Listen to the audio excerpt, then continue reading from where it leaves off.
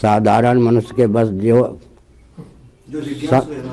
संत को चिन्हना पहचाना बहुत कठिन है। अपनी योग्यता के आधार पर व्यक्ति की मान्यता होती है कि सिद्ध कौन है। सिद्ध के बारे में आपकी जो मान्यता है या किसी व्यक्ति की, उसके आधार पर सिद्ध को ढूंढेगा या किसी व्यक्ति को सिद्ध कहेगा।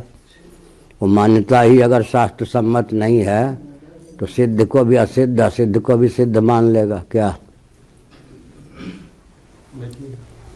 सिद्ध को पहचानेगा कौन? बहुत उत्कृष्ट कोटि का साधक सिद्ध को पहचान सकता है। सिद्ध के बारे में अलग अलग मान्यता है। क्या कोई समझता है कि सिद्ध उसको कहते हैं जो झाड़ फूक करके रोग दूर कर दे।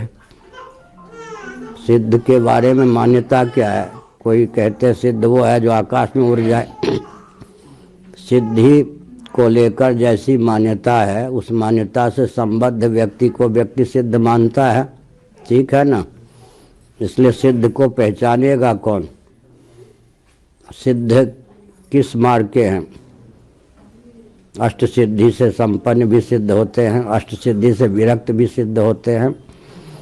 प्रश्न उठता है कि आपके हृदय में सिद्धि का जो स्तर है, उस प्रकार के स्तर से संपन्न, उस प्रकार की सिद्धि से संपन्न व्यक्ति को ही आप सिद्ध कह सकते हैं।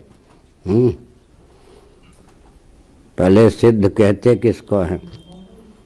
गीता का 18वें अध्याय में सिद्धिम प्राप्तो यथा ब्रह्म तथाप्नोति निबोध में समासे नैव कौन्तेय निष्ठा ज्ञान से या परा। स्वतः सिद्ध जो ब्रह्म है, वह जिसको सिद्ध है वो सबसे ऊंचा सिद्ध है। बाकी सिद्धियां तो आती जाती हैं। आज हम मनुष्य होकर के उड़ लें तो हमको सिद्ध कहा जाएगा, लेकिन कौवा उड़ता है, चील उड़ता है, गीद उड़ता है, उसको सिद्ध नहीं कोई कहते। क्या? जिसमें जन्मजात जो उपलब्धि चमत्कृति नहीं है, अभ्यास के द्वारा अगर वो प्राप्त कर ले तो उसको सिद्ध कहा जाता है। सिद्धि का मूल है क्या? यम नियम आसन प्राणायाम प्रत्याहार धारणा ध्यान समाधि। धारणा ध्यान समाधि तीनों एक बिंदु पर प्राप्त हो तब सिद्धि की प्राप्ति होती है, योग दर्शन के अनुसार विभूतिपाद। अब देखिए ऋषियों की चमत्कृति, आसन के कितने प्रभेद हैं? लाखों प्रभेद हैं। लेकिन बहुत से आसन क्या हैं? गरुड़ासन।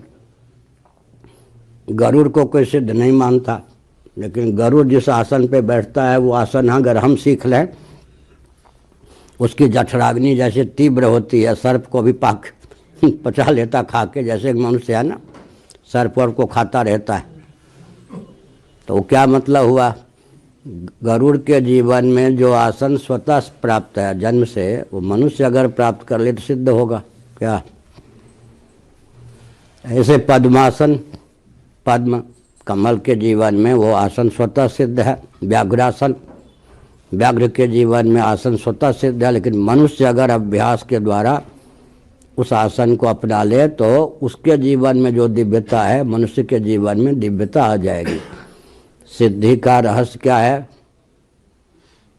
सिद्धि का रहस्य यह है कि 84 लक्ष योनियों में स्थावर जंगम प्राणी हैं।